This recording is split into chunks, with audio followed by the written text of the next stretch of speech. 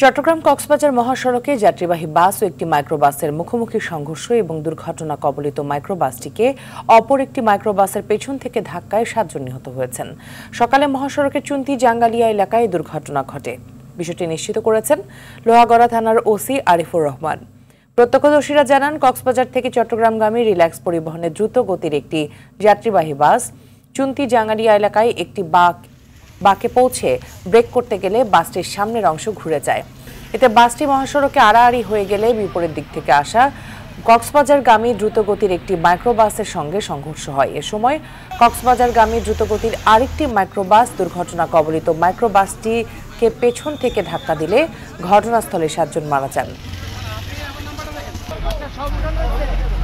কক্সবাজার থেকে চট্টগ্রামগামী একটা মাইক্রোবাসের মুখোমুখি সংঘর্ষ হয়। এই সংঘর্ষে ৭ জন এখনো পর্যন্ত নিহত হওয়ার সংবাদ আমাদের কাছে আছে, আর আহত আছে ৩ জন। ওদেরকে হসপিটালাইজ করা হয়েছে, গুরুতর অবস্থা আছে। বেপরোয়া গাড়ি চালাচ্ছে। দ্বিতীয়ত হচ্ছে যে রাস্তায় এক ধরনের লবণ পানি হচ্ছে, যার কারণে স্লিপারি হয়ে যাচ্ছে। দর্শক, এই বিষয়ে বিস্তারিত জানাতে চট্টগ্রাম থেকে সরাসরি যুক্ত হচ্ছেন সহকর্মী সাইফুল মাহমুদ। সাইফুল, দুর্ঘটনার বিষয়ে সর্বশেষ কি তথ্য আছে আপনার কাছে?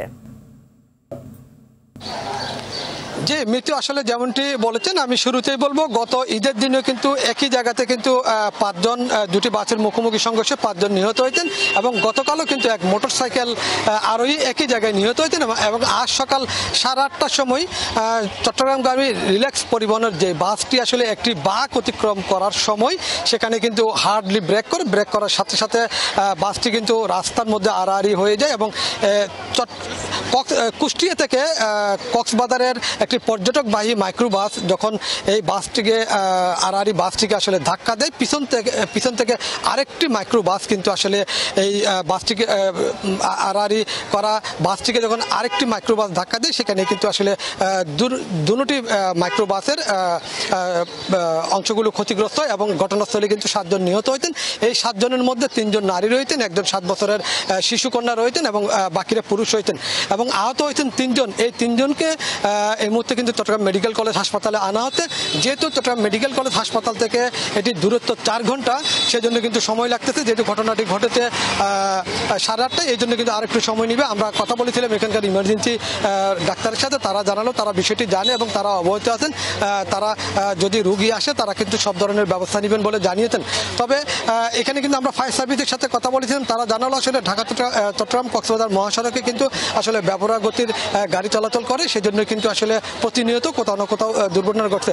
তবে যারা নিহত হয়েছেন তাদের পরিচয় এখনো পর্যন্ত জানা যায়নি। তবে হাইওয়ে পুলিশ বলেছে তারা কুষ্টিয়া থেকে কক্সবাজার যাচ্ছিলেন পরিজন নিয়ে বেড়ানোর জন্য।